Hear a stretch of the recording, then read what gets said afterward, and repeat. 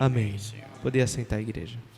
A palavra, pastor, se tiver divisão de classes, o momento é esse, se dividir.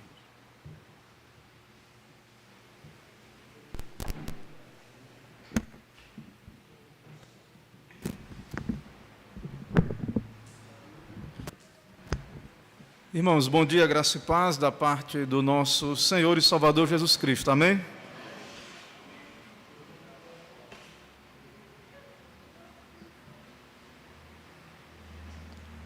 Irmãos, esse é o dia da vitória, nossa vitória em Cristo Jesus. O Senhor venceu a morte em nosso lugar, mas a batalha ela continua até a volta, a visitação final de Cristo. Nós lutamos contra o pecado, nós lutamos contra a morte, né, o inferno e Satanás, sabendo da vitória, né, temos a vitória, mas temos tristezas também, momentos de luto, né? Nosso irmão presbítero Romeu, sua família está enlutada pela partida de Randolph. Nós oramos muito por Randolph aqui na igreja. Ele teve uma recuperação, inclusive chegou a vir aqui à igreja. Ele mora em Aracaju. Ele veio aqui à igreja um dia, nós ficamos alegres, né, pela a reação, e Deus ouviu as orações, e o Senhor preparou, através dessa doença, levá-lo, né? Eu creio que de ontem para hoje, a irmã do nosso irmão ligou, avisando, e algo bem difícil para a família, mas cremos que Deus irá confortar e que a vitória é certa. Claro que nosso momento agora é de olhar para a cruz de Cristo, para os confortos do Senhor e crer sempre, né, termos esperança na ressurreição e no reencontro. Ok? Então, orem pelo nosso irmão, né, estejam atentos em oração pelo nosso irmão presbítero Romeu. Irmãos, nós iniciamos um novo ano eclesiástico. Eu estive ali na reunião do presbitério, preciso trazer algumas informações da reunião para os irmãos, antes de irmos aqui para o nosso estudo. Foi uma reunião boa, uma reunião tranquila. Nós nos reunimos no Resort Nogueira, o Equestre, ali em São Gonçalo dos Campos. O nosso presbitério é um presbitério que tem 4 igrejas, para quem não conhece, né? Nós temos igreja aqui em Alagoinhas, nós temos igreja em Camaçari, nós temos igreja em Santo Amaro e nós temos igreja em Cachoeira. E nós temos congregação em Jiribatuba, em São Sebastião do Passé, Dias d'Ávila, Entre Rios, que é a congregação de Cachoeira.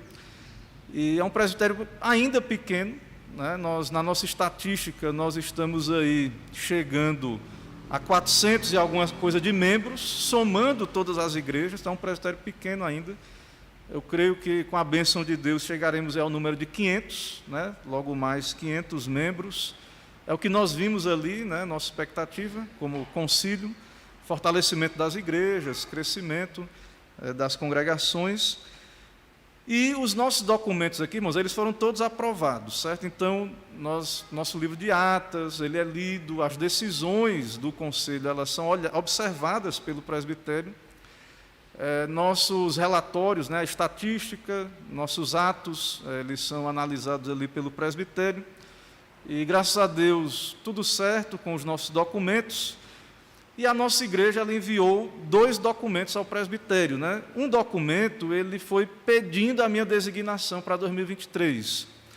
E esse documento ele foi atendido, ele subiu a uma comissão de legislação e justiça.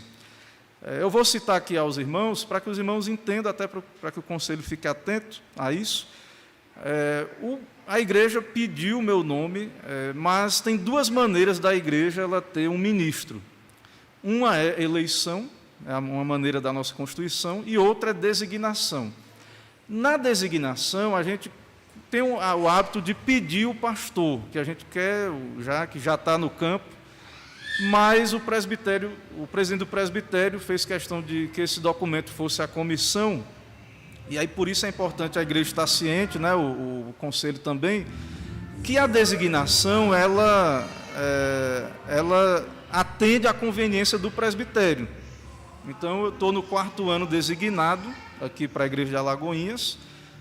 A igreja pediu, mas já esse ano, a igreja não tendo um pastor eleito, o presbitério pode designar quem ele quiser, certo? O presbitério, nós somos uma igreja federada, nós somos uma igreja aqui na região, nós somos uma unidade de igrejas federadas, e nós temos um grupo de pastores que são membros do presbitério, eu sou membro do presbitério, e o presbitério pode acontecer uma situação, a igreja, para não ser pega de surpresa, né? Então é interessante o conselho ficar bem atento. Uma maneira do conselho garantir, então, a permanência pastoral, a maneira constitucional, né? Estando tudo certo na relação pastor-igreja, é eleição, certo? Então, a designação, ela acontece nos presbitérios, ela acontece, mas pode acontecer uma mudança de um ano para o outro, porque a designação, o presbitério que designa, e ele não é obrigado, e não é, assim, não está na Constituição, né, que a igreja já determine esse nome, ele é determinado pelo concílio. Mas foi atendido, né, a designação. Então, fui designado pastor efetivo, 2023, né, vamos trabalhar. Nós também temos um documento pedindo auxílio para composição das côngruas, certo? Antes de falar dessa questão financeira, nós tivemos a assembleia domingo passado, né, nossas contas fecharam aí, bem, nós pagamos alguns detalhes, mas para o que aconteceu na igreja, a reforma foi um milagre aí financeiro, tanto juntando a reforma quanto a crise, a igreja ela continuou, comparando com o ano anterior, houve um crescimento ali, não um crescimento muito grande, mas que foi interessante dentro do contexto de crise. Então a igreja se manteve, né, pagou suas contas ali, mas a igreja continuou, nossa igreja, o conselho continuou pedindo uma ajuda, até porque a gente quer terminar a reforma, e isso ficou claro no documento, e tudo mais. Houve uma mudança de alguns cargos na mesa, teve uma alternância da presidência do presbitério, o reverendo Antônio de Camaçari é o presidente, o pastor Carlos ficou como vice, que é o normal, eu sou o secretário executivo, que vem em primeiro lugar, o pastor Paulo continua, eu sou reeleito primeiro secretário, o segundo secretário é o nosso irmão presbítero Alisson, e o tesoureiro continua nosso irmão pastor Ademir. E eu citei essa questão da mesa e essa questão do documento da finança, porque, de fato, o documento foi aprovado, né, uma verba que compõe também o meu salário, dá uma folga ao nosso caixa. Nós tínhamos uma folga que ajudou a reforma, mas essa folga ela foi usada, esse dinheiro que a gente tinha acumulado dos anos anteriores. O presbítero Marcos foi trabalhando e foi sendo necessário, então saiu uma quantidade de valor do caixa da igreja, a gente não teve o mesmo saldo de um ano para o outro, mas não tem problema, isso é normal, né? A igreja, a gente não tem como propósito guardar grandes recursos, o propósito é esse mesmo, investimos no patrimônio. E então, irmãos, o presbitério aprovou, mas houve um detalhe, por isso que eu estou falando de finanças. A nossa igreja, ela começou a enviar remessas para o Supremo Concílio, no ano anterior. Não havia essa prática na nossa igreja local, certo? Então, hoje, falando do ano passado, 10% da nossa renda, do que entra, do que você dizima, do que você oferta aqui na igreja, 10% não fica aqui, na igreja, certo? 10% vai, no ano passado, 5% para o presbitério e 5% foi ao Supremo Concílio. Então, digamos assim que a nossa igreja dizimou para instâncias superiores ano passado. Mas nós não ainda estamos adequados constitucionalmente. Porque a nossa Constituição da IPB, ela diz que a igreja tem que dizimar 10% ao Supremo, não é só 5%. E o presbitério, ele aprovou o pedido de verba, de R$ 1.000, 12 parcelas para a nossa igreja, mas o presbitério exigiu de nós, né, que enviássemos esse ano os 10%. O conselho vai estar ouvindo esse comunicado, né? Mas é importante os irmãos estarem cientes disso, por isso que eu estou falando, porque é constitucional, né? Não é uma coisa do presbitério, essa questão, e que, de fato, nós cumprimos a meta no passado, mas nós sabemos que, por uma circunstância ou outra, pela crise, oscilações, momentos que nós passamos aí com tudo que está acontecendo no mundo, e às vezes o irmão está no emprego, perde, às vezes irmãos que são autônomos perdem um empregador, às vezes tem uma oscilação ou outra, acontece, é normal, mas acaba assim, que é claro, irmãos, que nós somos conscientes que nós poderíamos até ter uma arrecadação maior, pelo menos é o que eu escuto, né, dos irmãos da tesouraria, e por algum motivo que não cabe a nós, mas a igreja precisa estar atenta, nós precisamos estar atentos, para poder, de fato, nossa igreja ela honrar esse compromisso, e os compromissos locais, e fazermos nossas reformas. Então, todo esse valor, né, os dízimos, as ofertas, a nossa fidelidade ao trabalho aqui, vai manter essa igreja aberta, vai sustentar o ministro, né, a família pastoral no campo, e esse dinheiro vai ao Supremo Concílio e sustenta missionários lá, sustenta as autarquias da igreja, os valores, a nossa denominação é nacional, ela usa esse dinheiro, metade é missões, então você está contribuindo com missões, quando você é fiel nos seus dízimos, e a igreja repassa os 10%, também os 5% chegou lá, mas vamos, né, cumprir a determinação. Isso vai chegar ao campo missionário, vai chegar aos irmãos que trabalham na junta de missões, e os 5% que vai para o presbitério, hoje uma parte volta para cá, né? Então, hoje a gente pede ajuda. Amanhã é outra igreja, é uma congregação do presbitério, é uma igreja menor, então a igreja aqui crescendo, né, a gente fica feliz de receber a ajuda do presbitério, mas a Bíblia diz, Jesus disse, Paulo disse em Atos, que mais bem-aventurado é dar do que receber. Na verdade, a gente fica alegre, né? A gente precisa reformar, melhorar as nossas condições, mas o melhor ainda, irmão, seria que a nossa igreja, nosso caixa pode ainda crescer, com a membresia crescendo, a nossa condição ser mais folgada ainda, mesmo em meio à crise que está aí, mesmo em meio a essas dificuldades. E, quem sabe, a gente pode abençoar mais ainda o presbitério, a IPB, o Supremo Concílio e a nossa região, né? Então, é um incentivo, né, aos nossos irmãos aqui, aos tesoureiros, aos irmãos que acompanham essa parte de finanças, aos irmãos aí da comissão que analisa os balancetes durante o ano, né, de finanças.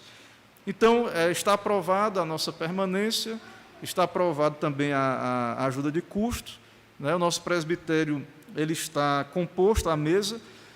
E outro detalhe também é que o presbitério, nós tivemos aí alguns desencontros no congresso, que foi junto com a reunião do presbitério.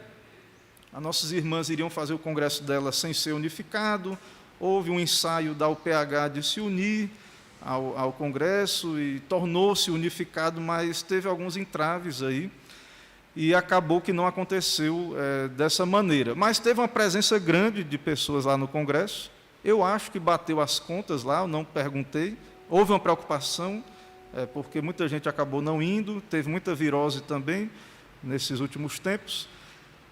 Então, houve o congresso, eu acho que deu tudo certo na questão das contas, mas o presbitério ele já decidiu, e aí fica um alerta, né, para as nossas sociedades, federações, que em 2023 a reunião do presbitério não vai ser junto com o congresso, e vai haver o congresso unificado. Então, a reunião do presbitério vai ser em Dias d'Ávila, ela vai ser, se eu não me engano, na 3ª semana de dezembro de 2023, e o congresso na 1ª semana, certo? Então, Eu não fui reencaminhado para o trabalho do MP, o pastor Antônio, até eu mesmo indiquei ele, foi eleito, e ele me indicou para o PH, houve aí uma substituição. Então, eu estarei trabalhando com a Federação de Homens, apesar de que eu continuo ajudando aí a mocidade, eu sou secretário sinodal, né?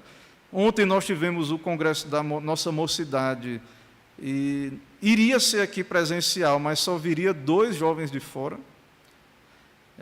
Essa é a situação, né, por trabalho, algumas situações, e mesmo online tivemos apenas 9 irmãos, né, e apenas 5 votantes ali. Então, precisamos orar, mesmo apoio que eu, né, mesmo não sendo secretário da federação mais sinodal, mesmo apoio, estarei trabalhando até como sinodal. Peço que os irmãos orem, né, por esse trabalho. Tem chegado jovens aqui à igreja, de outras denominações. Eu creio que vai haver um crescimento, sim, vai continuar normal. Os jovens da nossa igreja vão continuar fazendo o seu trabalho local. A federação está aí também, continua. E no próximo ano, então, tudo indica, nós vamos nos preparar para ter o nosso congresso, né, unificado. Então, é isso que eu ouvi lá no presbitério, certo? É isso que eu ouvi lá no presbitério. E trago aos irmãos, então, tem muito a fazer. Tem muitos desafios. O presbitério comemorou 10 anos de organização, o presbitério ainda pequeno. Eu estou há 3 anos, dos 10 eu estou há 3 anos no presbitério. Então, me disseram, e lá eu ouvi, que foi muito mais difícil no começo, foi muitas lutas, financeiramente, ficou dependente ainda de outras igrejas, mesmo se organizando presbitério, e hoje o presbitério, pelo que o reverendo Antônio, que é o presidente, comentou, na nossa estatística e financeiramente, nós até ultrapassamos os outros presbitérios que, então, eu não conheço bem de perto, mas são pequenos, né? Que o nosso também é. Então, irmão, nós temos que muito a trabalhar pelos trabalhos locais, né? Pelo nosso presbitério, pela nossa região. Temos que ter muita humildade nesse momento, né? Essas dificuldades nas igrejas estão aí, do pós-pandemia, finança, essa questão da própria participação, né, a dificuldade, as pessoas têm que trabalhar mais para poder colocar a comida na mesa, né, e a gente sabe que as notícias aí, né, da política estão aí, a gente sabe que tempos de luta, de dificuldade, mas tem avançado o trabalho da igreja. Então, nós não temos o que temer, no sentido de igreja, de presbitério.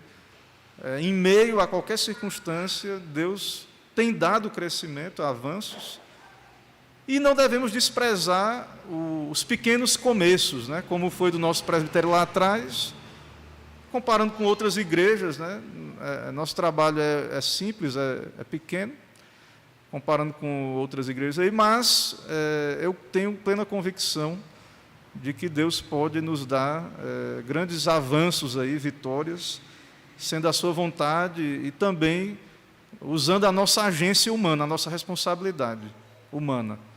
Então, vamos viver cada dia, vamos viver o ano, né, o que o Senhor tem nos dado, vamos orar, vamos trabalhar, e que Deus ajude, né, a nossa igreja local. Nós tivemos uma dificuldade para reunir o conselho. Ontem, o presbítero Romeu, apesar, antes mesmo dessa questão dele ter que viajar, ele não passou bem, não se sentiu bem. Eu estive reunido com a mocidade à tarde, iria ter reunião à noite, mas não pôde acontecer. Então, peço que os irmãos orem para que logo mais a gente consiga reunir, ou até mesmo que não reúna presencial, tome algumas decisões aí com relação ao final de ano, né, que já se aproxima, e peço que os irmãos estejam orando aí por isso, certo? Algum lembrete, algum aviso a mais do que esse?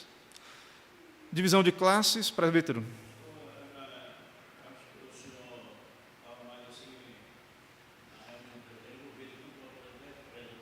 Sim.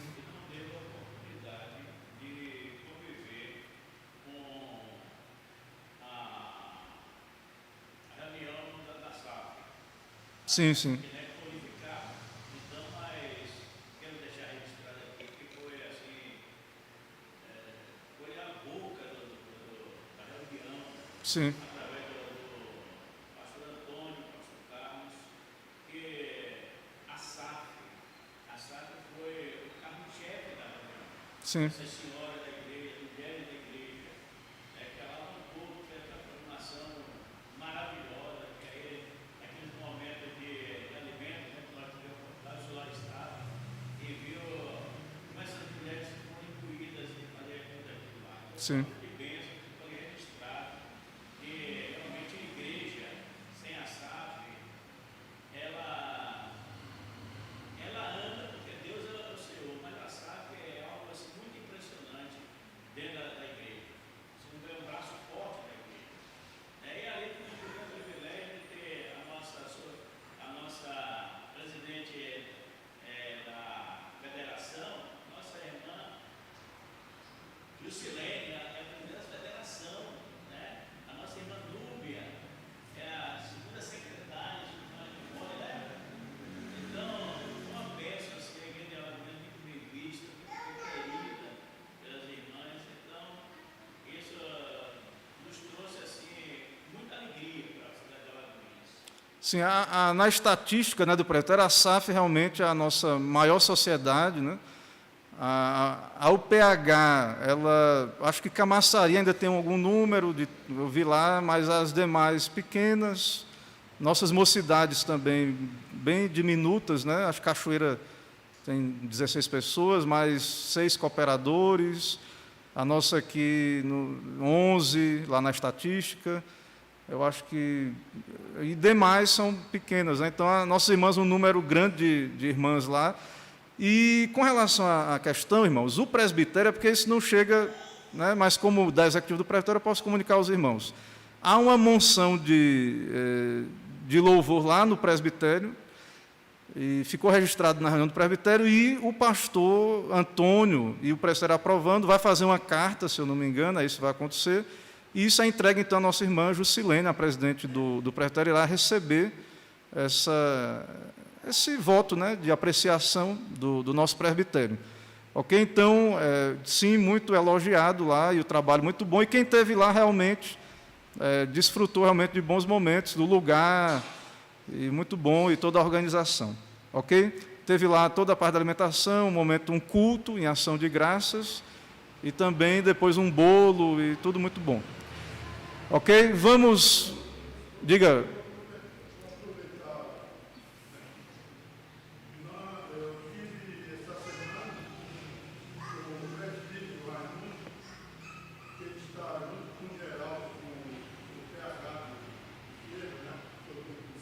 Sim. Ele me propôs a vir aqui em Alagoas para dar uma força aqui a gente aqui, PH. Ele, o senhor sabe que Raimundo foi presidente de SAF, de PH, O homem é bom mesmo, viu? Sim. Sim.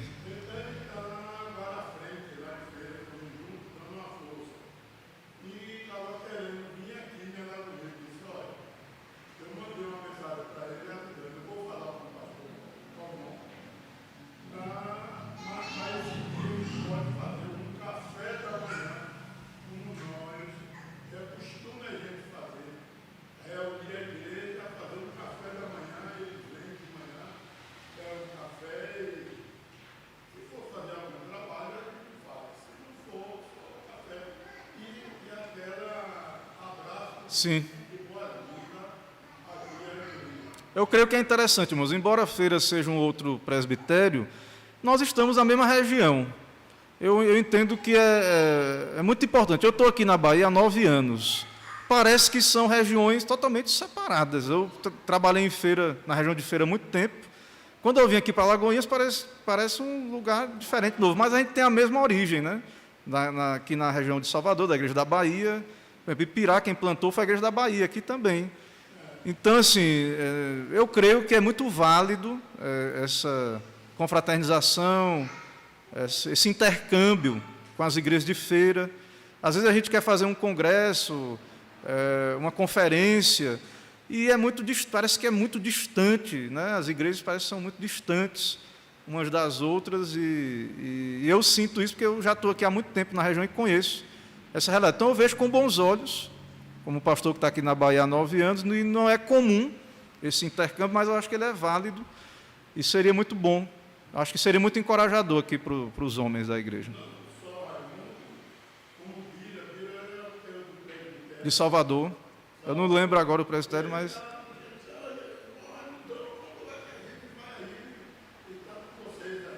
Pronto.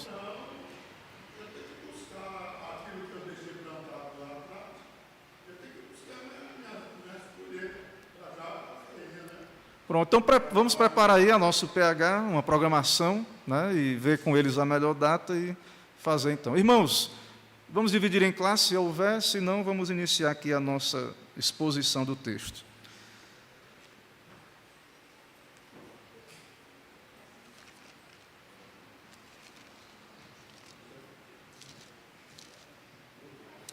Meus irmãos, nós vamos dar sequência os estudos no livro do Apocalipse. Eu vou convidar os irmãos a abrirem no Apocalipse, capítulo 2, do verso 1 a 7. Carta à igreja em Éfeso.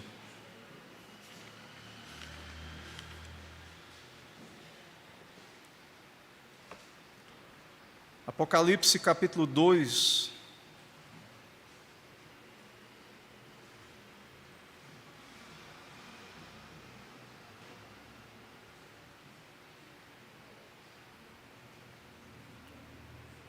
vou ler o texto, os irmãos acompanham. Apocalipse 2, de 1 a 7, diz assim: Ao anjo da igreja em Éfeso escreve: Estas coisas diz aquele que conserva na mão direita as 7 estrelas e que anda no meio dos 7 candeeiros de ouro. Conheço as tuas obras, tanto o teu labor como a tua perseverança, e que não podes suportar homens maus, e que puseste à prova os que a si mesmos se declaram apóstolos, e não são, e os achaste mentirosos, e tens perseverança, e suportaste provas, por causa do meu nome, e não te deixaste esmorecer. Tenho, porém, contra ti que abandonaste o teu primeiro amor. Lembra-te, pois, de onde caíste, arrepende-te, e volta à prática das primeiras obras.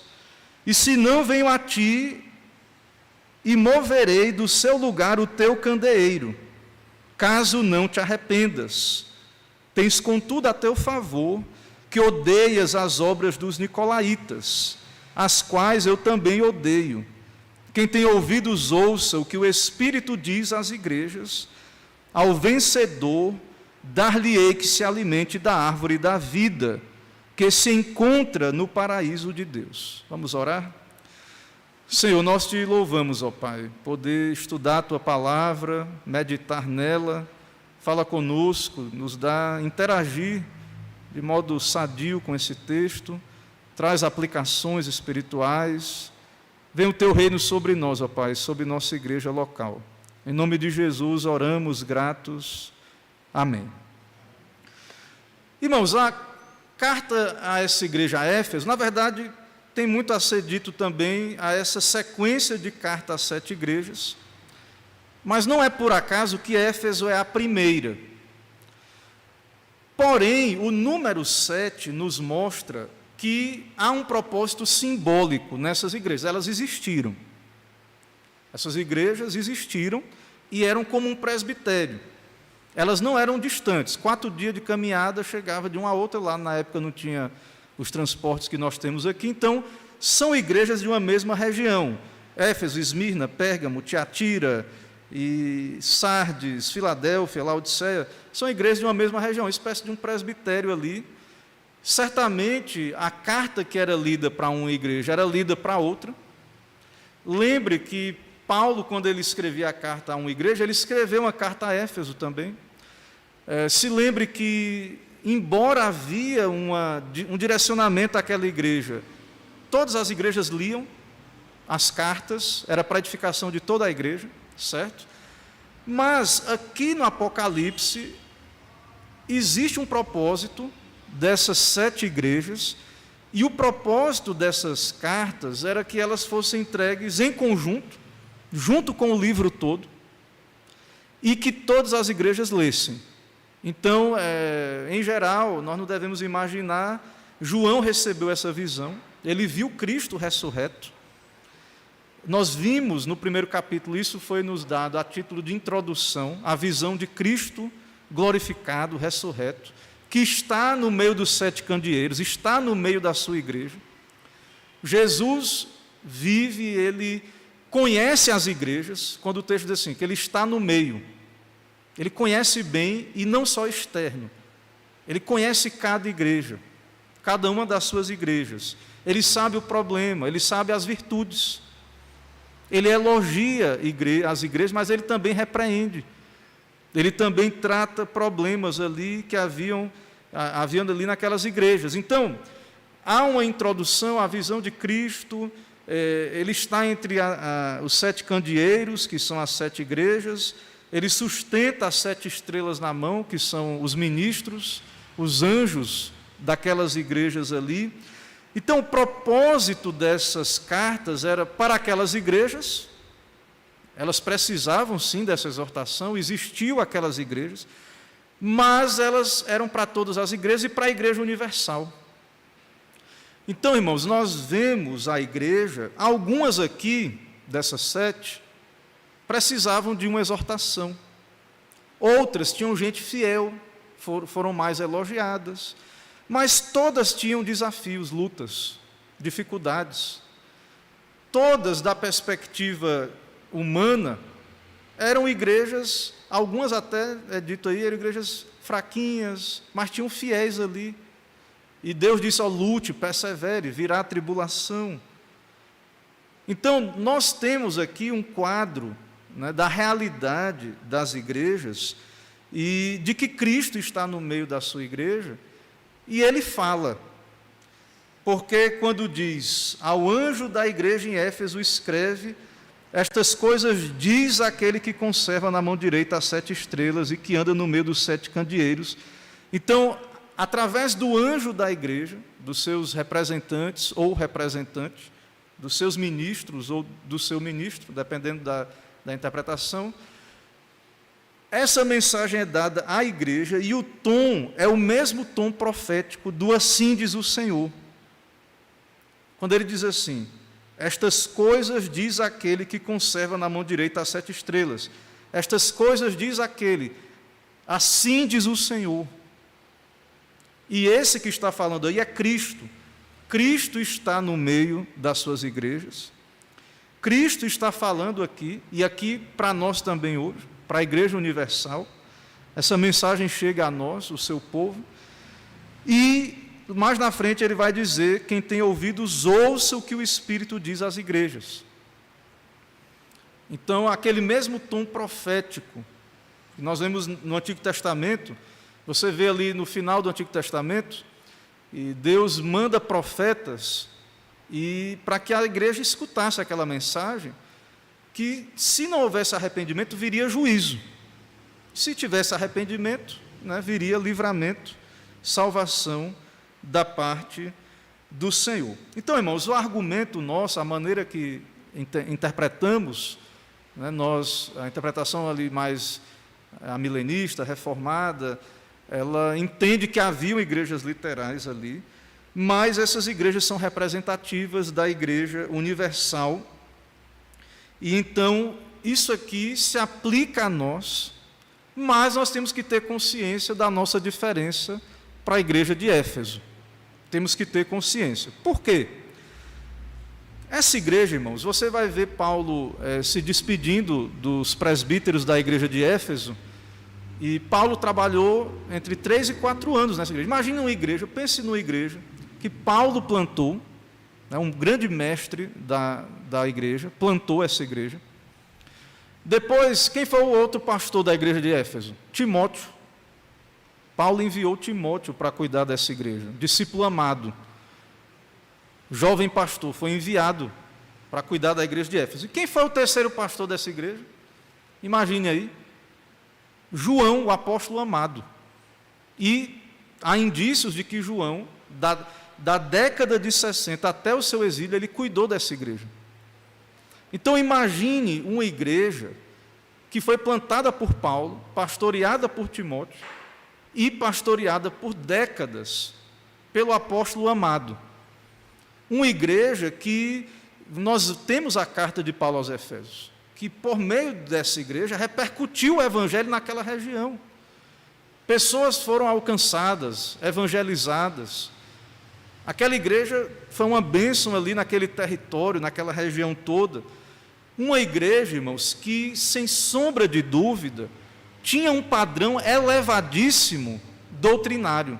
Paulo, seu pregador, Timóteo, João, mas uma igreja que certamente tinha uma fé, uma piedade, um conhecimento que, com certeza, não era apenas um conhecimento intelectual, um conhecimento no sentido real e profundo, um conhecimento de Deus que produziu fervor, zelo, que produziu boas obras, serviço, um conhecimento efetivo, no sentido experimental da coisa. Não é como nós que temos a nossa herança reformada, nós olhamos para os reformadores, olhamos para os puritanos, e quando lemos, né, lá, nós vemos assim que os puritanos enfatizam muito, né, que a fé genuína, ela afeta o intelecto, a emoção e a vontade.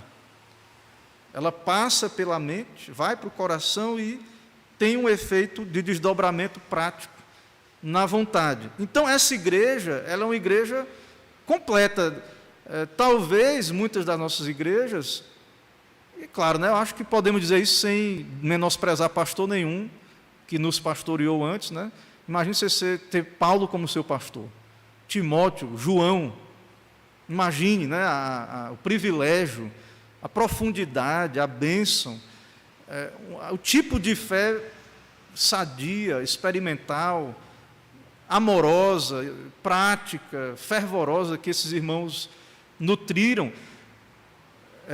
Irineu, um pai da igreja, discípulo de João, ele escreve sobre Éfeso, e o testemunho posterior, e nós estamos vendo aqui Jesus, e aqui não é palavra de João não para aquela igreja, viu? É Jesus falando com a igreja. Jesus que está no meio dos 7 candeeiros, que é a igreja, que sustenta a 7 candeeiros, que é assim diz o Senhor. Através do pastor ali, de João, e do pastor que iria transmitir a mensagem, ler e transmitir a mensagem, mas Jesus falou àquela igreja. E o testemunho dos pais de Irineu é que, aparentemente, a igreja de Éfeso foi bom, a coisa funcionou. Ela perseverou ainda um bom tempo. Hoje nós não temos igrejas ali, hoje é a região da Turquia, onde estão essas igrejas. Hoje ali estão muçulmanos, né? O candelabro foi retirado dali em outro momento histórico. Mas naquele momento, o testemunho da história é que deu certo, Jesus falou, a igreja se arrependeu ali da sua perca do zelo, do amor, certo? Do amor, do primeiro amor, né? Das primeiras obras. Então tem que ter um comparativo, você tem que ter um referencial para você entender o que é que quer ser dito aí como primeiro amor, como a repreensão da carta, né? Porque Jesus repreende a igreja. E repreende em que sentido? A gente tem que ter um padrão para poder entender onde está essa repreensão e como ela cabe. Mas esse é um padrão, irmãos, nas cartas aí, que Jesus está no meio da sua igreja.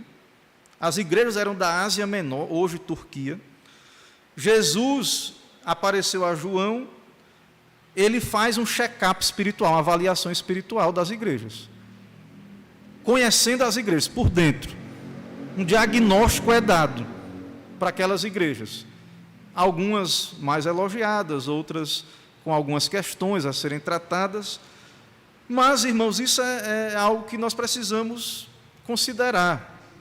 Hoje, nós vivemos numa época refratária, que não aceita, né?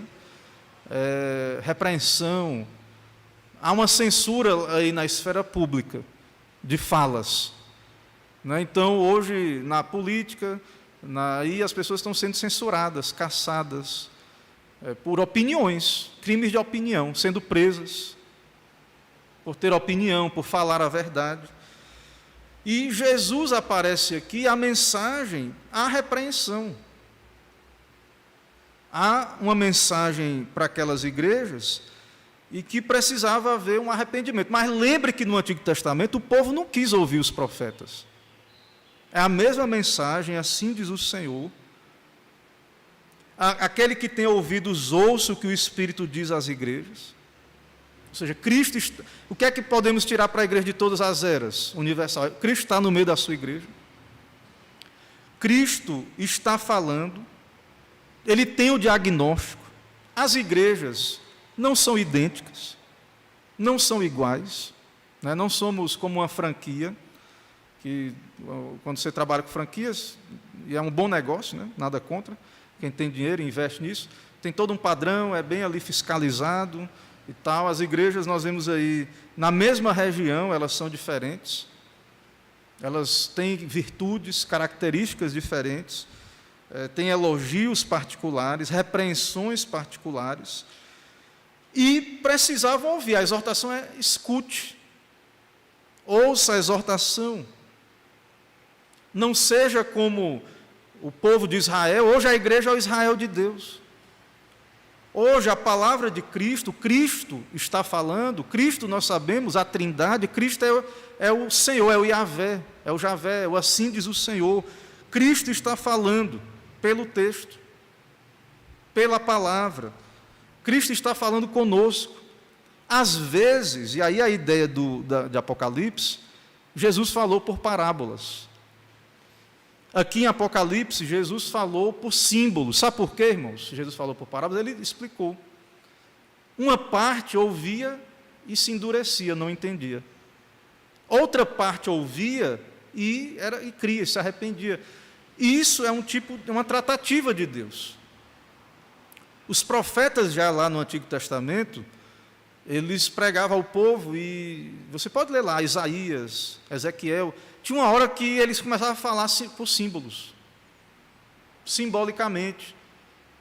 E aqui em Apocalipse a mesma coisa, você vai ver dragão, meretriz e Babilônia, e vários símbolos, e Deus falando, e Deus está falando conosco, Deus conhece a igreja, está falando, mas existe toda essa dinâmica na fala de Deus, e quem tem ouvidos, ouça. Deus está falando.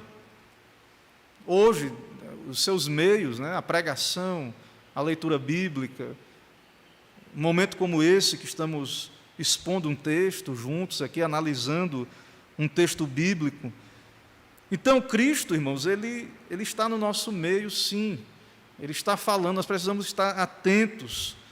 E Deus pode também usar uma linguagem simbólica, e alguns podem não compreender, não entender.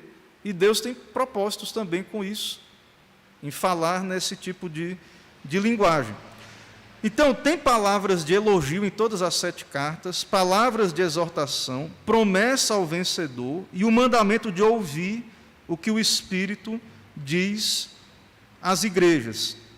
Todos deveriam ter acesso, ler essas cartas. Haviam perigos nas igrejas, perigos comuns ali naquelas igrejas, tentações, lutas, e nós nos identificamos com isso. Falsos mestres. Quando Paulo deixou ali, partiu, e o último encontro dele com a igreja de Éfeso, ele diz: surgirão lobos vorazes no meio de vós. Ele falou. Então, se essa igreja que é descrita assim por Jesus, é porque eles ouviram aquela exortação de Paulo lá em Atos, quando ele diz assim: conheço tuas obras, verso 2 aí, Apocalipse 2:2, tanto o teu labor quanto a tua perseverança, que é elogio, e que não pode suportar homens maus, e que puseste à prova os que a si mesmos se declaram apóstolos e não são, e os achastes mentirosos. Jesus está dizendo, ó, essa igreja ela foi plantada, lembre, por Paulo, pastoreada por Timóteo e João. Então era uma igreja excelente no conhecimento e na espiritualidade, na piedade e nas obras. Então eles tinham tudo o que se espera de uma fé autêntica, de uma fé sadia. A mente, doutrinariamente, tendo convicções, tendo na sua mente resoluções, sabendo no que criam. Eles tinham zelo, amor por Deus e pelo próximo. Eles tinham o amor cristão, no seu sentido bíblico. Os 10 mandamentos ali eram praticados: amarás o Senhor teu Deus de todo o teu coração, amarás o próximo como a ti mesmo. Eles praticavam os mandamentos de modo amoroso, as suas obrigações, e eles tinham obras, boas obras também. E tudo isso ali bem solidificado. Aquela primeira geração recebeu dos apóstolos essa boa doutrina. Possivelmente, irmãos, aqui é uma outra geração já. Possivelmente, Jesus está falando aqui, João já está velho, 90 anos, na ilha de Patmos, mais de 90. Então, aqui já tem outras pessoas que vieram do que aquelas primeiras que Paulo pregou para eles, depois Timóteo e depois João. Então, já é a igreja que ela já está ali perto, do segundo século ali já. Então, mas mesmo essa igreja, mesmo vindo outra geração, ela continuou uma igreja que guardou a doutrina. Guardou a doutrina, a tal ponto de ser dito aí, que era uma igreja que tinha convicção, porque como eram esses apóstolos? Eles eram itinerantes. Eles chegavam na igreja e traziam cartas. Nós somos de igreja tal, somos apóstolos, enviados. Apóstolo é enviado, né? Mas existe o ofício apostólico, que tem algumas credenciais para poder ser um apóstolo. Então eles chegavam nas igrejas, dizendo, foi a igreja tal que me enviou, e tal, e somos pregadores, apóstolos. E essa igreja era uma igreja criteriosa. Ela colocava à prova aqueles que se diziam apóstolos, mas o texto diz, e que não são, e os achaste o quê? Mentirosos. Se não é apóstolo, se não é enviado, é mentiroso. Se Deus não enviou, pode trazer carta que for, de onde vier. Se Deus não enviou, é mentiroso. E aquela igreja tinha doutrina. Então, a crítica ou a repreensão de Jesus a essa igreja não é na parte doutrinária. E essa doutrina não era também uma coisa que ficava só no intelecto, ia para a vontade, no sentido de que eles suportavam os homens, não suportaram, na verdade, os homens maus, porque dá trabalho, irmãos, ser criterioso, ter convicção, ser pessoas de resolução. Dá trabalho. Ser uma igreja doutrinariamente correta ofende, traz oposição, traz perseguição. Então, a igreja de Éfeso, mesmo essa geração aqui, que está aqui, guardou o depósito doutrinário que havia recebido e estava sofrendo por ser fiel. Porque chegava gente de todo lado e eles diziam, não, aqui não. Mas a gente é apóstolo. Eles olhavam e viam mentirosos. E o texto diz, e tem perseverança. Perseverar dá trabalho, meu irmão, na carreira, nesse combate dá trabalho, tem perseverança. Então aqui é elogio para a igreja.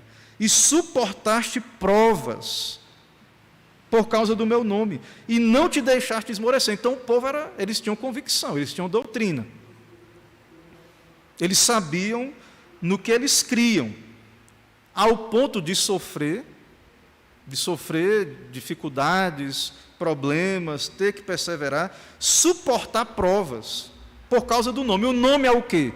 É por causa do meu nome, por causa de Cristo, por causa de Deus, por causa do Evangelho. Não era prova porque eles eram antipáticos, não era prova era prova por causa da verdade. Eles estavam padecendo e eles não desistiram. Eles não desistiram, não esmoreceram. Tenho, porém, contra ti que abandonaste o teu primeiro amor. Então, qual era o problema dessa igreja? Não era intelectual, nem até mesmo a vontade, me parece que a vontade estava firme. Perseveravam, não deixavam esmorecer, mas houve uma perca do zelo, do amor, daquelas primeiras obras. Aí você tem que comparar, olhar para a igreja que foi plantada, na época de Paulo, na época de Timóteo, lá no começo, o grande efeito dessa igreja ali para aquela região. E aí você tem que lembrar que Éfeso era a cidade que tinha o templo de Ártemis, o teatro, que tinha culto idólatra, que tinha culto ao imperador, que não foi fácil, não foi boquinha ali para aquela igreja ser plantada, o que Paulo sofreu ali, e que houve uma reação, gente queimou livros mágicos, houve conversões, houve evangelização. Então, para a gente entender o que é esse primeiro amor, o que foi que aconteceu, para a gente ter o diagnóstico, Cristo sabe como é que era aquela igreja no seu primórdio, né? E a gente às vezes tenta se identificar, né, com os personagens, quando está lendo uma história, vendo um filme.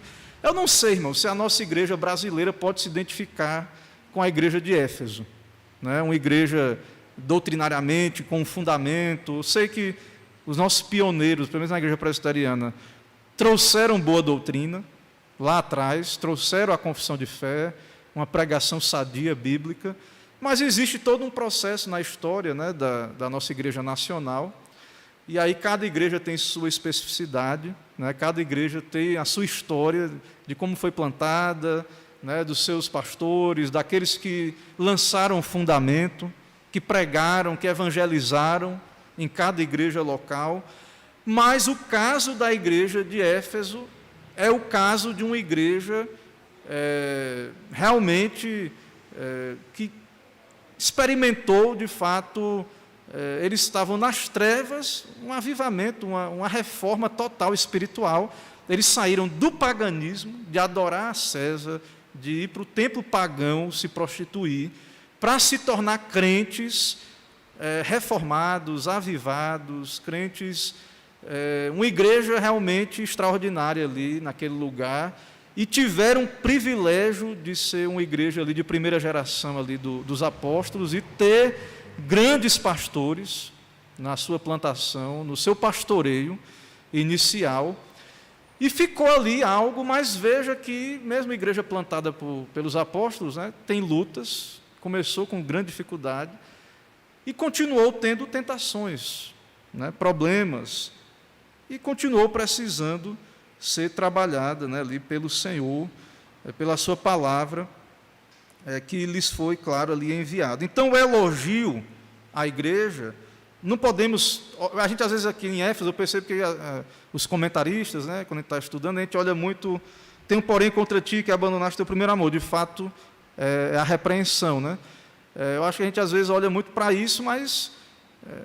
quem dera, né? E se o nosso problema, se a gente pudesse identificar como igreja local, se o nosso problema, o diagnóstico, se nós temos de fato resoluções, apego à doutrina, se estamos dispostos a sofrer pela verdade, e se o nosso problema de fato é a falta de amor, de zelo, de fervor, não que seja fácil, porque é pela graça, né? Para a gente vencer isso, é Deus que dá arrependimento. É necessário arrepender, é necessário fazer um comparativo.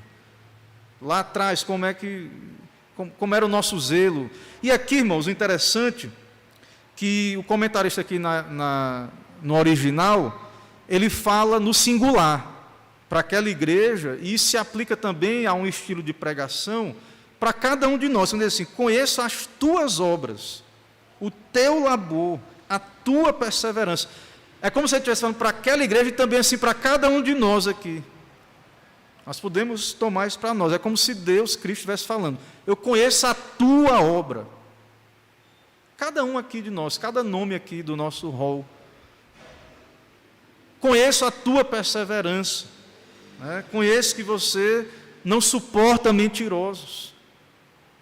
mas tem algo. E aí, voltando àquilo que eu disse, né? Vivemos numa época refratária à crítica. As pessoas não aceitam, só cabe o elogio. Isso, irmãos, o cristianismo não suporta isso, não. Porque a verdade, ela precisa estar entre nós. Cristo, né, está entre nós, e Ele é santo, verdadeiro nos seus juízos. E aqui é uma visitação de Deus. Aqui é uma visitação de Deus. Nós, reformados, a gente prega muito assim, que vai ter uma segunda vinda só, né? Porque a gente não crê naquela questão de várias vindas secretas e tal, não. Para a gente, Cristo volta e resolve, no final, Ele vem para resolver. E aí a gente esquece assim, Ele vai vir uma vinda visível. A segunda vinda é visível, para consumar e julgar tudo. Mas, o que é que Apocalipse está dizendo aqui? Cristo está no meio das igrejas, estava ali naquelas igrejas, e que no decorrer da história há visitações de Cristo nas igrejas, para encorajamento, mas também disciplina e juízo, para também dar diagnóstico para aquela igreja, para que ela se arrependa. Aqueles que se arrependem vão desfrutar, né, das bênçãos do arrependimento.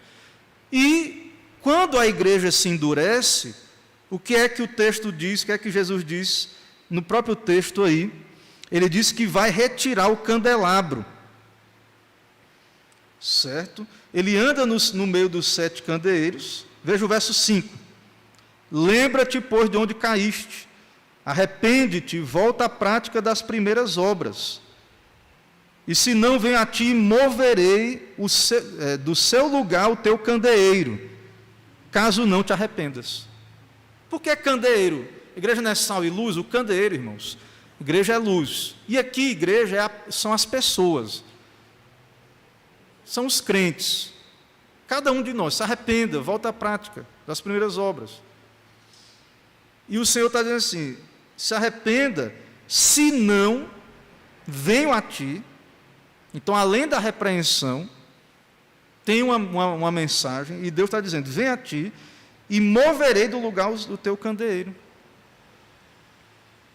Deixa de haver uma igreja ali naquele lugar. Igreja, irmãos, visível. Porque a gente está falando aqui, ele está falando com a igreja, os seus eleitos. Mas igreja visível, né, tem CNPJ, paga conta, tem toda essa administração que a gente tem na nossa igreja presbiteriana, presbitério, documento, e faz isso, e tem toda essa estrutura. Mas aqui é algo mais profundo, ele é o diagnóstico da igreja. Se caiu tudo aqui, as estruturas, e não tiver... Existe uma igreja em Alagoinhas, uma igreja de Cristo. E nós aqui da igreja presbiteriana fazemos parte dessa igreja, e como igreja local, claro, aqui Deus está falando diretamente para nós. Então, o mover do lugar não é só a gente perder, ser expulso aqui do nosso templo, né? Porque não é só isso. Mas a mensagem é: moverei do seu lugar o seu candeeiro, caso não te arrependas. Então, irmãos, nós precisamos, como igreja, ouvir essa voz do Senhor e entender que igrejas podem deixar de ser igreja. Pode continuar em alguns lugares a estrutura. Você chega lá, tem. A estrutura continua. Tem pastor, tem, às vezes, presbíteros, conselho, tem o lugar. Mas Cristo já visitou aquela igreja há muito tempo, já repreendeu e não foi ouvido. Cristo já esteve ali visitando, exortando, mas os ouvidos tapados. E as pessoas acham que não, que está ali e tal, e somos... Não, irmãos, igreja de Cristo, os reformadores tinham um padrão, alguns critérios bíblicos. É lugar onde a pregação fiel das Escrituras, sacramentos corretamente administrados, e a disciplina eclesiástica. Então, aqui é a disciplina, o próprio Cristo Disciplina, irmãos, tem a disciplina lá, do código de disciplina, o irmão peca, é necessário às vezes uma disciplina pública, mas a palavra, Cristo está disciplinando, Cristo está aqui falando conosco, nos disciplinando. Claro que também a igreja sadia, saudável, ela vai ter necessário a disciplina eclesiástica para a pureza da igreja. É um elemento de uma marca da igreja saudável. Então, entendam que nós podemos amar a nossa denominação, uns mais, outros menos, mas há algo mais profundo aqui. Está falando da igreja, a nós como igreja. Porque antes claro que temos a alegria de termos uma igreja bíblica, mas nós somos a igreja do Senhor, o reino de Deus, estamos em aliança com Ele. E o Senhor, então, manda essa mensagem. Ela vai vir, claro, a uma igreja local, não é uma igreja visível, porque isso não acontece no vácuo. Eu creio que Deus fala, está aqui conosco, Ele está falando conosco. E eu creio que, embora, eu acho que nós não temos nem como nos comparar a uma igreja como a de Éfeso, né? Que teve esses grandes homens aí de Deus, né, como seus pastores, não temos a mesma história, o mesmo fundamento, mas nós podemos extrair, sim, essa repreensão, esse cuidado. Nós, como igreja reformada, em alguma medida, temos uma herança, mesmo que não seja tão profunda a nível local, mas a nível histórico. A reforma protestante, os nossos plantadores, aqueles que vieram antes de nós, o legado da igreja bíblica, da igreja reformada, isso que tem chegado a nós através das publicações, das pregações, e nós, a igreja do Senhor, tem sido despertada, não está tolerando qualquer coisa a mais. Porém, irmãos, nós precisamos dessa piedade que vem das Escrituras. E essa piedade, irmãos, a Bíblia é suficiente. A gente fala de reformador e de puritano porque é um referencial para nós. Mas a Bíblia é suficiente. Se você tem vida devocional particular, se você tem vida devocional em família, se você guarda o dia do Senhor, se você lê a Bíblia, se você é um estudante zeloso da Bíblia, se você estuda lá os Salmos, Salmo 119, Novo Testamento, Pedro, você vai ver que se você não tem deleite, amor pela palavra, por Deus, porque não adianta, o amor primeiro é a Deus, é a ordem do decálogo. Amarás o Senhor teu Deus de todo o teu coração, e o próximo como a ti mesmo. Essas coisas têm uma ordem, têm uma estrutura. Então, se você perdeu, ou não teve, ou perdeu esse zelo, esse amor, sim, aqui a palavra de Deus, ela nos leva à reflexão, à exortação sobre isso, cada um de nós, e temos que juntar essas coisas. Temos que juntar essas coisas, juntar, então, esse legado doutrinário que temos, juntar essa doutrina que já nos deu um coração que não se conforma mais com qualquer um que diz que é apóstolo e não é. E a Bíblia é muito clara aí, diz que é mentiroso. A linguagem não é politicamente correta, né? Não agrada a qualquer um. Eles julgam ali, analisam e dizem, não é, e chama mesmo de mentiroso, porque é o fato. Né? O fato, se não são enviados de Deus, se são falsos apóstolos, então são mentirosos, a sua palavra é mentirosa. E então, e aí ainda diz mais, né, do verso 6, tens contudo a teu favor que odeias as obras dos nicolaítas, as quais eu também odeio. Veja que eles tinham, não era somente, embora a repreensão é ao zelo, ao amor, ao primeiro amor, mas eles odiavam, um ódio santo,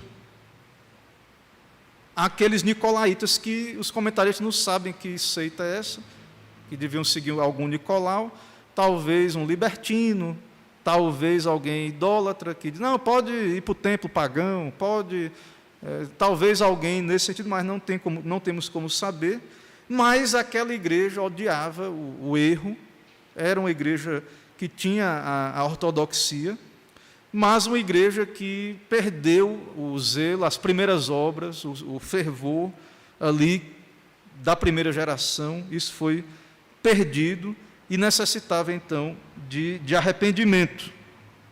Necessitava, então, de arrepender-se, certo? Então, em geral, os comentários que eu li, eles citam muito uma grande evidência da perca do zelo. Sim, é uma perca da evangelização.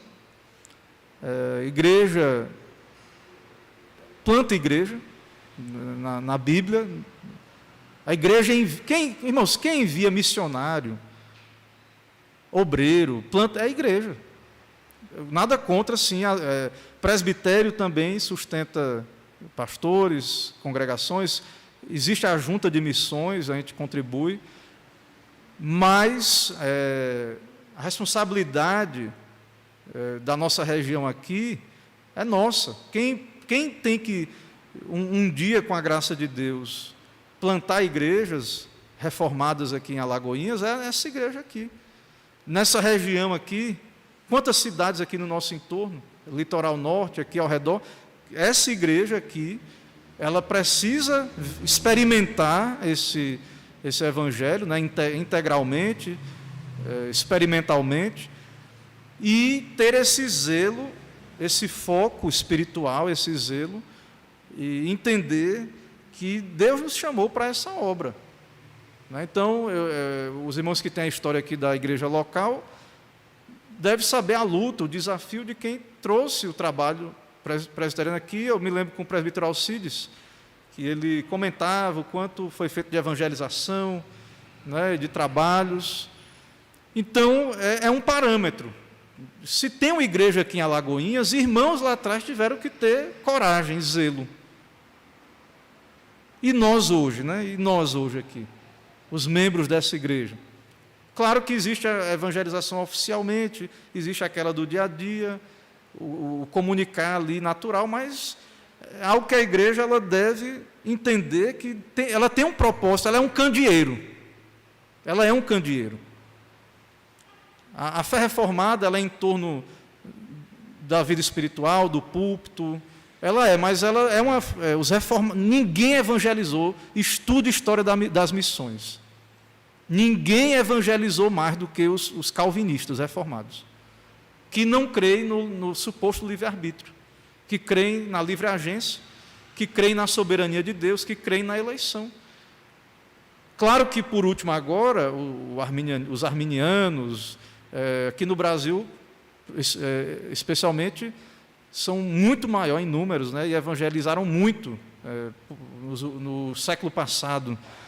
Mas na história da igreja, se você estudar a história da igreja, a nossa doutrina, ela tem sim, porque ela é bíblica, e na Bíblia nós temos tudo para termos zelo, sadio, amor a Deus, amor ao próximo, amor pelos perdidos, e sermos uma igreja que como Jesus descreve, um candeeiro.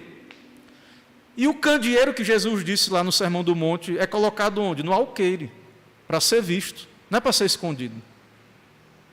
A igreja, irmãos, nós aqui somos um candeeiro que Deus colocou aqui em Alagoinhas.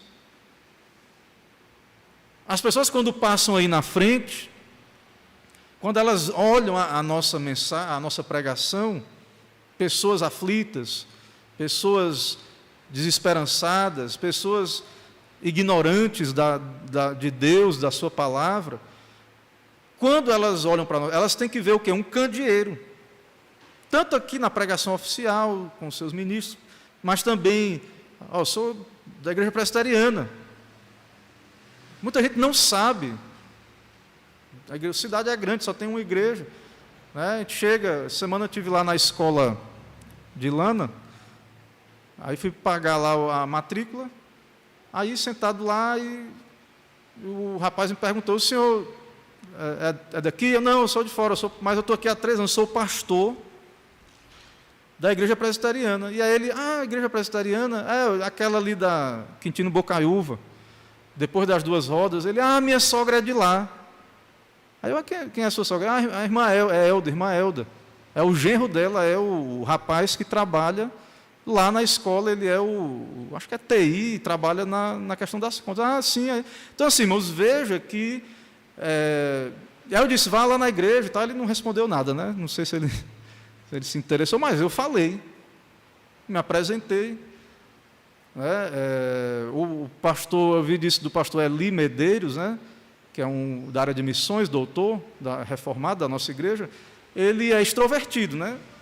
E eu não sou tão extrovertido, mas eu vi ele falando isso, e é isso mesmo. Ele, quando chega em qualquer lugar, restaurante, qualquer coisa, ele diz, sou pastor. Já surge um preconceito, né, das pessoas que vão ouvir isso, mas, de qualquer maneira, a pessoa e aí você já abre uma porta ali. E a mesma coisa, irmãos, antes de tudo, você é um cristão, você é crente, você tem uma igreja local que você se vinculou. Quando você já se apresenta, você às vezes, mas que igreja é essa aqui na cidade? E como é? E aí você fala, convida. E aí às vezes temos aqui a nosso link, as coisas. Então, e tem os trabalhos que podem ser feitos, né, que podemos fazer, os trabalhos de corpo a corpo, os trabalhos que são feitos aí. Então, nós como igreja, irmãos, somos um candelabro, aqui em Alagoinhas, somos uma luz, e Cristo conhece essa igreja, Cristo está falando, nos pastoreando aqui, nessa igreja local. Quem dera, né, fôssemos como a igreja de Éfeso, embora tenha coisa ruim, mas é a primeira igreja, uma igreja muito abençoada aí, tem uma primazia, porque aparece no primeiro lugar da lista, tem vários elogios também, embora tenha essa repreensão triste, que perdeu o zelo, mas se é isso que está faltando a nós, né, então a mensagem cabe a mesma, que devemos nos arrepender, voltar à prática das primeiras obras, e há uma exortação aí, se não venho a ti e moverei do seu lugar o teu candeeiro. Quer dizer, pastor, que se a gente não fizer nada diante do que estamos ouvindo, vai deixar de ter? Pode ser que continue uma igreja presbiteriana aqui. Não quer dizer que continue, pode ser que cresça até, venha mais gente. Mas a grande questão vai ser um candeeiro de Cristo ou não vai? Ou ele vai mover do lugar?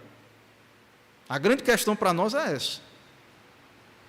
A nossa igreja, com defeitos, com falhas, com Cristo dando o diagnóstico e nos exortando, mas ela é um candeeiro desse aqui ou não é? Vamos continuar sendo ou não esse candeeiro? Ou vai ser movido do lugar? Se nós taparmos os ouvidos para o que, assim diz o Senhor aí, quem tem ouvidos ouça o que o Espírito diz às igrejas. Jesus, ele está muito claro, ele vem para, há um juízo, tanto aqueles que se arrependem e desfrutam de bênçãos, mas também acontece. A igreja, ela passa, como Israel lá no Antigo Testamento, deixou de ser o povo de Deus, porque não ouviu os profetas, e aí veio a era da igreja com os gentios. A igreja também, nós não podemos ser orgulhosos, achar, como os judeus, que podemos ignorar e não ouvir, ser duros de coração, não ouvir a palavra de Deus, não ouvir as exortações de Deus, e achar que vai dar tudo certo. E não, irmãos. Precisamos, então, levar a sério isso. E há uma promessa, ao vencedor dar-lhe-ei que se alimente da árvore da vida, que se encontra no jardim de Deus. Então, a promessa de comermos daquele fruto que nos foi vedado lá no paraíso, quando o homem pecou. Ele diz aqui, mover o candeeiro, né? A eliminação da igreja como uma luz de testemunho para o mundo. Então, o testemunho daquela igreja seria cessado,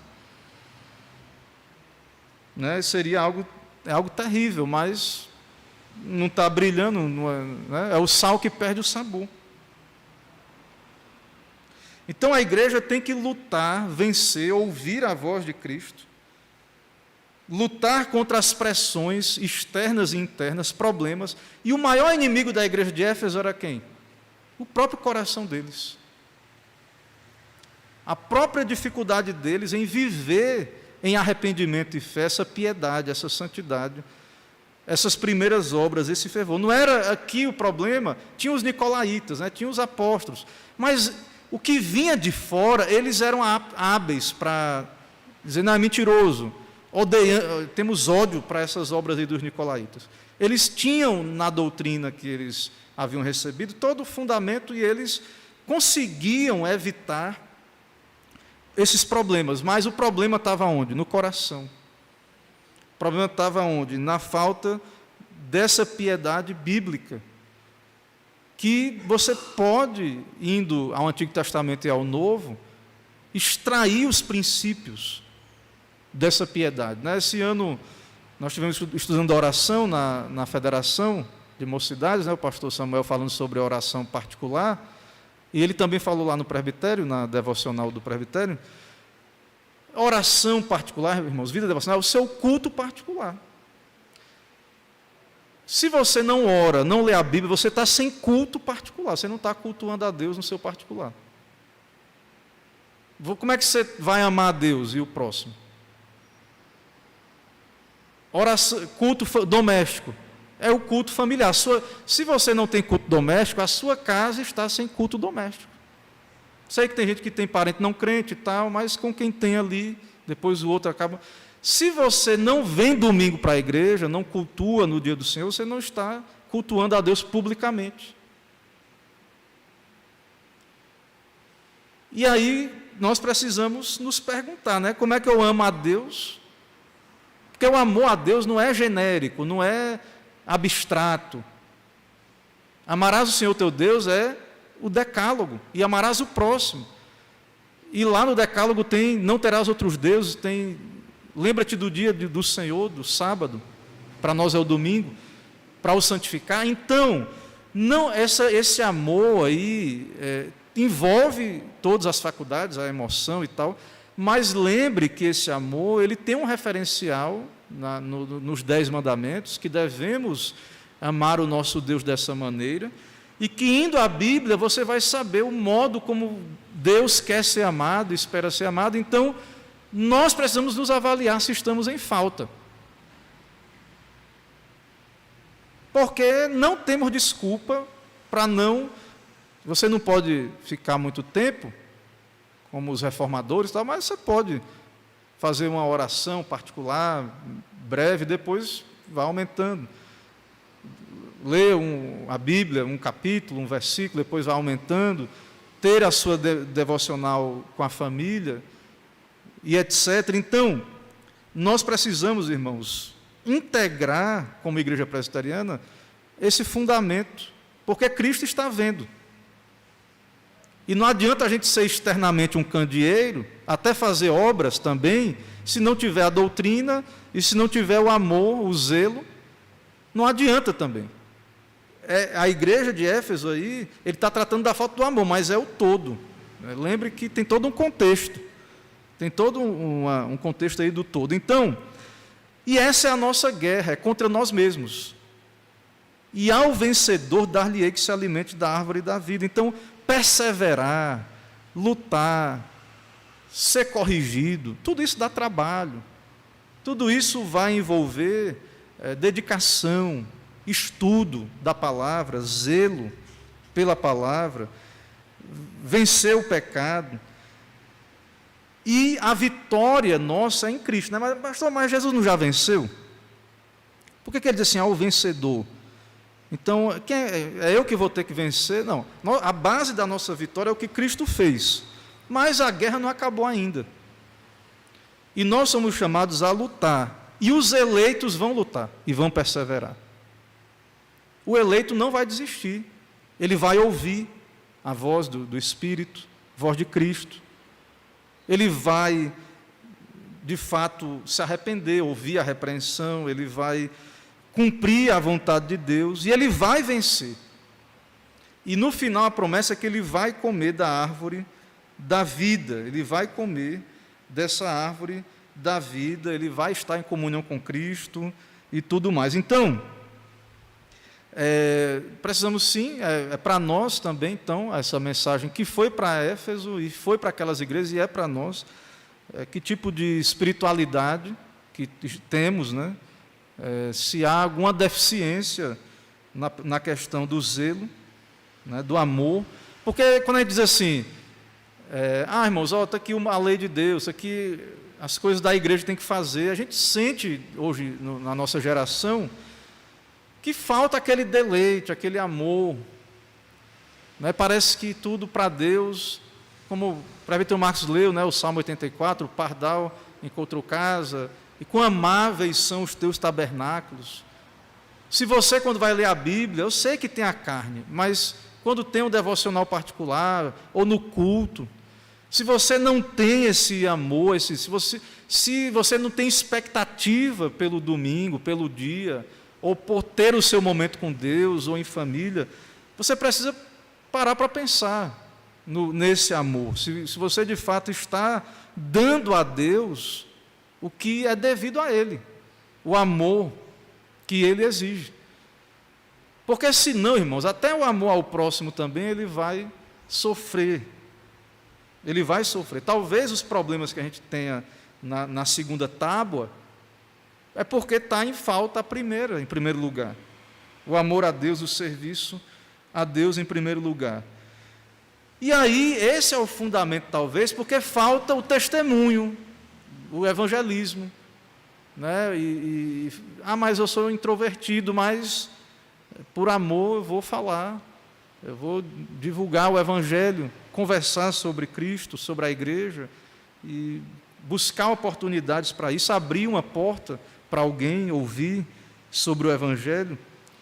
Então, ele cita muito aqui o evangelismo. O Espírito está no meio da igreja, que é o poder para esse evangelismo, certo? É o Espírito Santo.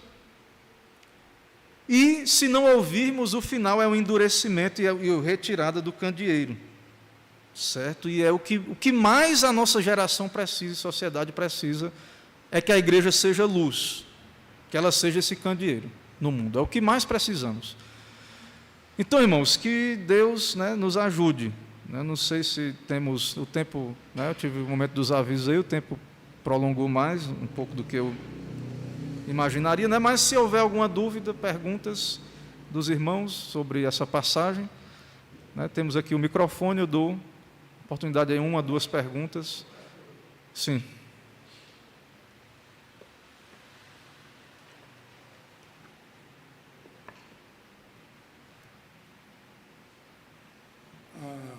Como foi dito, as igrejas, a Esmirna, a Pegana, né? Sim. A Elicéia, são as 7 igrejas, né? Dessas 7 igrejas, eu até hoje, eu acho que minha turma aí, que já são quase da minha idade aí, eles ali, nós não vi hoje, as igrejas que eu conheço hoje na Terra, chama Presbiteriana, Assembleia e Batista. Essas outras igrejas que foi criada no início com a Bíblia, que veio da Igreja Universal, que é a Igreja Mista, eu não vejo o nome, eu vejo falar na igreja aqui no livro sagrado. Eram igrejas locais, lá na Ásia Menor, que hoje é a Turquia, e hoje elas não têm mais, né? Essas igrejas, o Islã, os muçulmanos invadiram aquela região, não tem cristianismo ali autorizado, e essas igrejas em si, elas não estão mais ali, como também o norte da África, né? Por exemplo, onde Agostinho, Cartago, Hipona, onde Agostinho de Hipona trabalhou, ali tudo é Islã, né? Hoje a igreja, ela, na história da igreja, ela ficou no Ocidente, ali na Europa, onde teve a reforma, veio para os Estados Unidos, a América. Os missiólogos dizem que hoje a igreja está mais forte no sul global. Os Estados Unidos ainda tem força e tal, mas América do Sul tem tido um crescimento, e China e outros lugares ali da Oceania. Então, a igreja, dependendo da época da história da igreja, ela se espalhou, né, durante a história, e alguns locais que tinham mais igrejas, como na Europa, por exemplo, da Reforma Protestante, tem tido um declínio, né? A geração que vem depois, essa geração que vem agora, às vezes não pegou a tocha, essa tocha, que nem uma corrida que o pessoal de revezamento, que troca, né, essa tocha olímpica, né, que é aquele exemplo. Em algum momento, uma geração, muitas vezes, não passou para outra. Essa mesma tocha, essa mesma... E aí deixou de haver um grupo ali fiel. O senhor quer dizer como foi feita a presbiteriana? Começou na Suíça, a Suécia, os Países Baixos. Isso, por exemplo, você dá um exemplo bem claro. A igreja presbiteriana que enviou Simonton, nosso pioneiro, hoje é uma igreja apóstata, que ordena homossexuais, e que a igreja, nós nos desvinculamos com eles. Está lá, a igreja está lá. Tem pastoras presbíteras, pastores homossexuais, e todo tipo de... uma sinagoga de Satanás hoje. Eu pensei... Né? Então, assim, assim, lá sumiu. Mas o que eu quero dizer é que mesmo que fique a igreja, a questão não é só essa, a questão essa igreja é um candeeiro, ela é de fato uma igreja de Cristo. A questão é mais profunda. Mas lá na Turquia, eu não tenho notícia, mas deve ter missionários tentando plantar igrejas, como tem em todo mundo. Como tem na Europa, nossa IPB tem na APMT, na nossa Agência Presbiteriana de Missões Transculturais, nós temos um quadro e temos vários missionários enviados, né, pregando o Evangelho em vários países do mundo. Certo? Eu quis dizer... E alguns locais que haviam igrejas antes, e hoje não tem. É o caso lá, eu da quis Turquia. dizer porque na invasão de Constantino, né, Sim. que buliu com nós cristãos, homens de Deus, uma parte, quase como o senhor falou aí, uma parte seguiu o evangélico ali firme, e outros eram os falsos profetas, que, como tem a palavra, quem tem ouvido ouça, né? Tinha aqueles falsos profetas. Sim, sempre teve e sempre terá. Que seguia Constantino, né? Que ele trouxe a paz nas igrejas, não passou de não perseguir mais, que é coisa do nosso adversário. Eu lhe trato bem e você vem para cá. Mas o problema, na verdade, do sumiço daquelas igrejas ali, visivelmente, pelo menos, não foi Constantino, né? Foi se eu não me engano, foi algo posterior mesmo, acho que o Islã e alguma coisa assim. Eu teria que investigar, mas em si, Constantino, ele não... embora haja controvérsias, ele contribuiu para a liberdade ali das igrejas, né? E o crescimento. O crescimento. Então, o problema veio depois. Mas, irmãos, a questão é que Cristo conhece as igrejas por dentro. Né? Não é só se vai ter igreja externa, se vai ter placa, se vai ter... nós queremos ter uma igreja que, de fato, seja uma igreja biblicamente, com espiritualidade bíblica, e que nós temos como modelo os reformadores e puritanos, mas nós temos a Bíblia. Se alguém não gosta, né? Porque só fala disso, pronto, então vá para a piedade bíblica que a gente vai chegar no mesmo lugar, porque eles fizeram isso. A gente vai chegar no mesmo lugar. A gente vai chegar na mesma ideia do culto particular, do culto doméstico, do dia do Senhor. A gente vai chegar no mesmo canto, e não vamos nos dividir por causa disso. Se todos, né, tivermos o mesmo compromisso com a fidelidade aí ao reino, né, às Escrituras. Irmão, por conta do tempo, eu vou orar. Agradeço a atenção dos irmãos, a paciência também pelo avanço.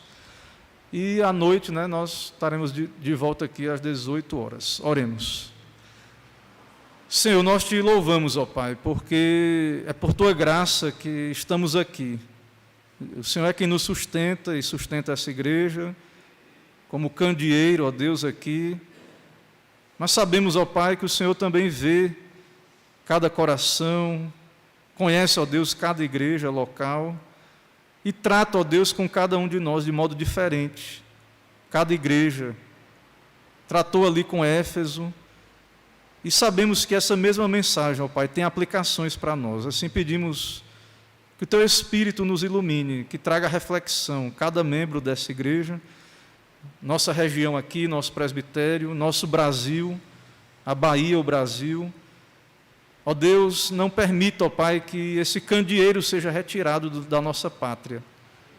Não permita que a igreja se desvie, abandone, deixe de ouvir o verdadeiro evangelho e se volte, ó Deus, para a idolatria, para o mundanismo e para qualquer outro adversário da igreja, mas nos dá lutar e vencer, nos dá perseverar, lutar, vencer, nos arrepender, e que experimentemos a graça e o prazer do retorno, ó Pai, ao primeiro amor, ali, às primeiras obras, quando de coração nos dedicamos a Ti, quando há amor, não há algo mecânico, não há algo forçado, não há algo apenas por dever, embora haja dever, que haja amor a Ti e ao próximo também, ó Pai.